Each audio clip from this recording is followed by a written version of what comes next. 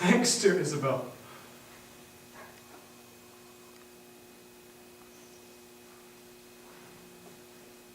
Be ready, Claudia, for your death tomorrow. Yes. Has he affections in him that make him bite the law by nose? Or would he force it? Sure, 'tis no sin, or of the deadly seven it is the least. Which is the least? If it were damnable, he being so wise, why would he for the momentary trick be perdurably fined? Oh, Isabel. What says my brother? Death is a fearful thing. And shamed life a hateful. Aye! But to die, and go we know not where, to lie in cold obstruction and to rot, to be blown with restless violence round and about this pendant world, or to be worse than worst, that lawless and uncertain thought imagine howling, it is too horrible. The weariest and most loathed worldly life that age, ache, penury, and imprisonment can lay upon nature is a paradise to what we fear of death. Alas, alas.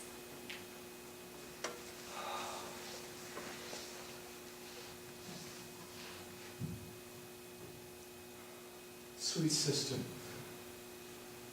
let me live.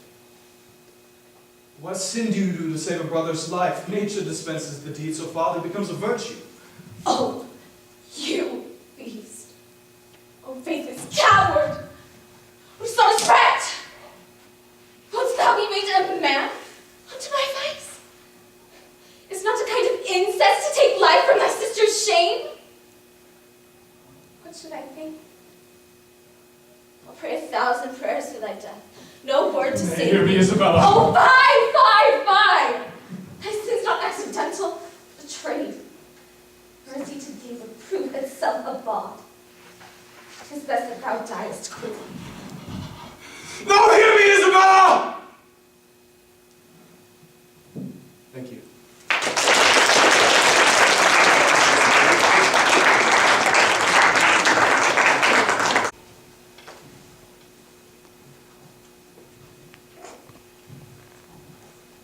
Hello, we are E10, and we'll be performing a scene from The Importance of Being Earnest by Oscar Wilde. I'll be portraying Jack. And I will be portraying Algernon.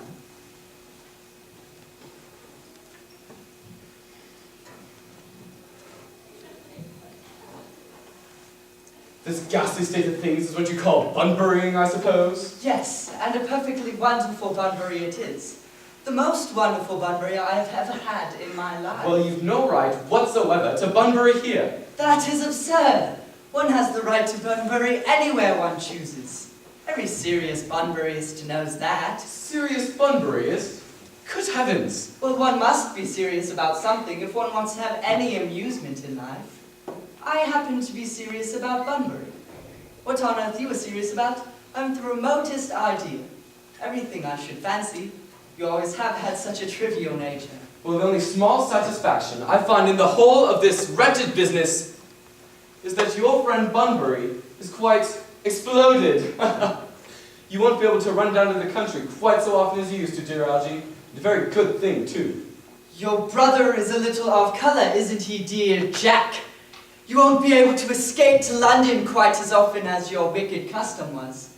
Not a bad thing either. And as for your conduct towards Miss Cardew, I must say that you're taking in a sweet, simple, innocent girl like that. It's quite inexcusable, to say nothing of the fact that she is my ward. Well, I can see no possible defence for you deceiving a brilliant, clever, thoroughly experienced young lady like Miss Fairfax, to say nothing of the fact that she is my cousin. I wanted to be engaged to Gwendolen. That is all. I love her. Well, I simply wanted to be engaged to Cecily. I adore her. There's certainly no chance of your marrying Miss Cardew. Well, I don't see there much likelihood, Jack, of you and Miss Fairfax being united. Well, that is no business of yours. Well, if it were my business, I wouldn't talk about it. It's quite vulgar to talk about one's business. Only stockbrokers do that, merely at dinner parties. How you can sit there, calmly eating muffins when we're in this horrible trouble I can't make out. You seem to me to be perfectly heartless. Well, I can't eat muffins in an agitated manner. It would probably hit on my cuffs. One should always eat muffins quite calmly. It is the only way to eat them. I say it's perfectly heartless eating muffins at all under the circumstances. Well, when I'm in trouble, eating is the only thing that consoles me. In fact, when I'm in really great trouble, as anyone who knows me intimately will tell you, I reject everything but food and drink. At the present moment, I am eating muffins because I am unhappy. Besides, I'm particularly fond of muffins. Well, but there's no reason for you to eat them all in that greedy way. I wish you wouldn't. I wish you would have tea cake.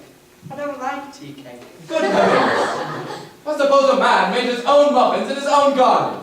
But you have just said it is perfectly heartless to eat muffins. I said it was perfectly heartless of you. That is a very different thing. But the muffins are the same.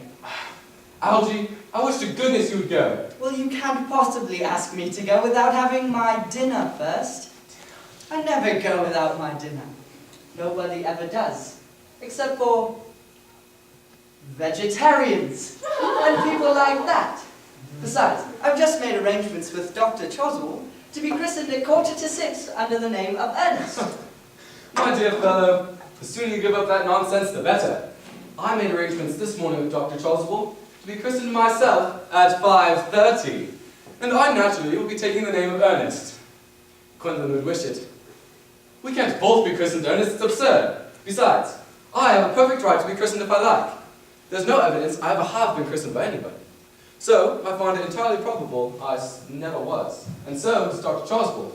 It is entirely different in your case. You have been christened already. Yes, but I've not been christened for years. Ah, but you have been christened. That is the important part. Quite so. So I know my constitution can handle it. You not being quite sure if you ever have been christened, I should think it quite dangerous you venturing on it now. It might make you very unwell. You can hardly have forgotten that someone very closely connected to you was nearly carried off this week in Paris due to a severe chill. Yes, but you said a severe chill was not hereditary. It used to be, I know, but I dare say it is now. Science is always making wonderful improvements on things. That is nonsense. You are always talking nonsense. Jack, you were at the muffins again. I wish you wouldn't. There are only 3 left, and I've already told you I'm particularly fond of muffins. But I hate tea cake. Why on earth then do you allow them to be served up for your guests? What ideas you have of hospitality. Algernon, I have already told you to go. I don't want you here. Why don't you go? But there's still 3 muffins left, and I haven't quite finished my tea. Thank you.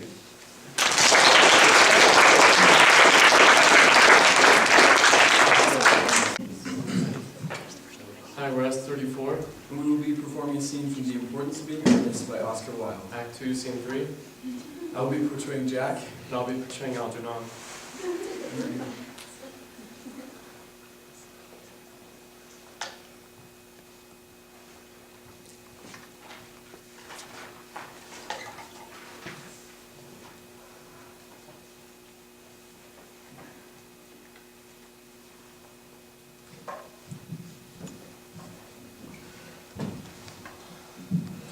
This ghastly state of things is what you call bumbering, I suppose? Yes, and what a perfectly wonderful Bunbury it is. The most wonderful Bunbury I've ever had in my life. You've no right whatsoever to Bunbury here. That's absurd. One has the right to Bunbury anywhere one chooses. Very serious Bunbury, knows that. Serious Bunbury's, good heavens. Well, one must be serious about something if one wants any amusement in life. Why wouldn't it be serious about Bunburying?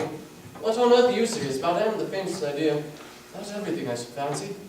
Such a trivial nature. The only small satisfaction I have in the whole of this wretched business is that your friend Bunbury is quite exploded. You won't be able to run down to the country quite so often as you used to, dear Algy. And a very good thing, too. Your brother is a little off-colored, isn't he, dear Jack? You won't be able to disappear to London quite so frequently as your wicked custom was. Not a bad thing, either. As for your conduct toward Miss Cardew, I must say that you're taking in sweet, simple, innocent girl like that is quite inexcusable. To say nothing of the fact that she is my ward. I don't see no possible defense in your deceiving a brilliant, clever, thoroughly experienced young lady like Miss Fairfax. Say nothing of the fact that she's my cousin. Well, I simply wanted to be engaged to Gwendolyn, that is all. I love her. I simply wanted to be engaged to Cecily. I adore her. There is certainly no chance of your marrying Miss Cardew. I do not see much likelihood, Jack, of you and Miss Fairfax being united. Well, that is no business of yours. That's absurd. If it wasn't my business, I wouldn't be talking about it. Only people like stockbrokers do that, and only at dinner parties. How you can sit there calmly eating muffins when we are in this horrible trouble I can't make out. You seem to me to be perfectly harmless. When I'm in trouble, eating is the only thing that consoles me. Indeed, when I'm in really great trouble, anyone who knows me intimately will tell you I refuse everything but food and drink. For the moment, I'm eating because I'm unhappy. Besides, I'm particularly fond of muffins. That is no reason why you should eat them all in that greedy way. I wish you had tea cake. I don't like tea cake. Good heavens, I suppose a man may eat his own muffins in his own garden. But you just said it was perfectly heartless to eat I muffins. said it was perfectly heartless of you under the circumstances. That is a very different I hate me, but the muffins are the same. Algy, I wish to goodness you would go. You can't possibly ask me to go. I haven't had my dinner yet. It's absurd. No one ever goes without dinner. Vegetarians and people like that. Besides, I've made arrangements with Dr. Chasuble to be christened at 5:45 under the name of Ernest. My dear fellow, the sooner you give up that nonsense, the better. I made arrangements to be christened with Dr. Chasuble at 5:30, and I naturally will take the name of Ernest. Gwendolyn would wish it. We can't both be christened Ernest, it would be absurd. Besides, I have a perfect right to be christened if I like. There's no evidence at all I ever have been christened by anybody. I should think it very likely I never was, and so does Dr. Chasuble. It is a very different thing in your case, you have been christened already. Yes, but I haven't been christened in years. Yes, but you have been christened, that is the important thing. Quite so. So I know my constitution can stand it. I'm quite sure if you're not having been christened, and it's rather dangerous you're venturing on it now. You can have hardly forgotten that somebody very closely connected to you was nearly carried off in Paris this week by a severe chill. Yes, but you said yourself a severe chill was not hereditary. It isn't to be, but I dare say now. Science is always making wonderful improvements in things. That is nonsense. You are always talking nonsense. Jack, you want the muffins again, don't you? There are only 2 left. I told you I was particularly fond of muffins. But I hate tea cake.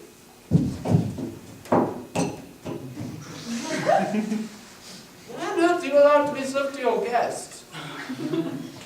How tawdry are you? Algernon, I have already asked you to go. I don't want you here. Why don't you go? I haven't quite finished my tea yet. Besides, there's still one muffin left. Thank you.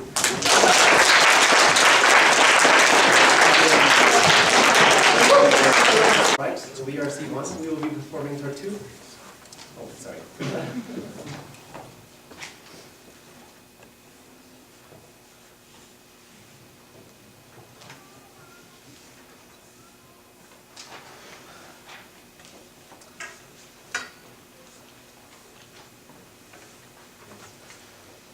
We are C1. We will be performing Tartuffe, written by Molière, translated by Geoffrey D. Hooper.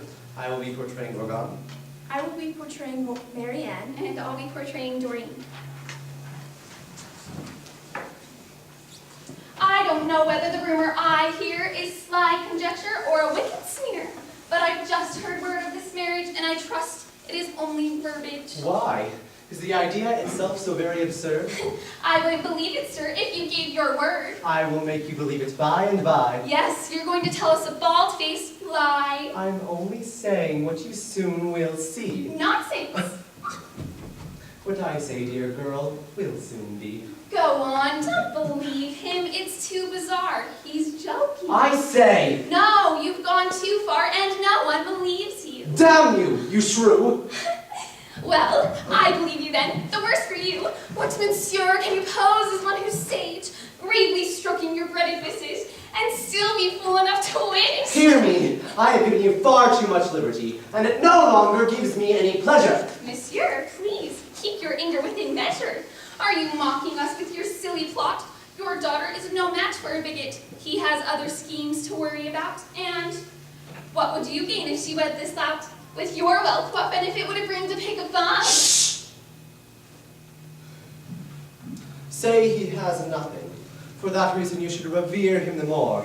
He is a holy man and nobly poor. It raises him up to greater grandeur that he has renounced all his wealth by his pure detachment from the merely temporal and his powerful love for the eternal. But my assistance may give him the means to restore his lands and remove his liens. He is a man of repute in the land of his birth, and even as he is, he's a man of worth. Yes, so he tells us, but his vanity does not sit so well with true piety. A man pleased with a simple sanctity needn't vaunt his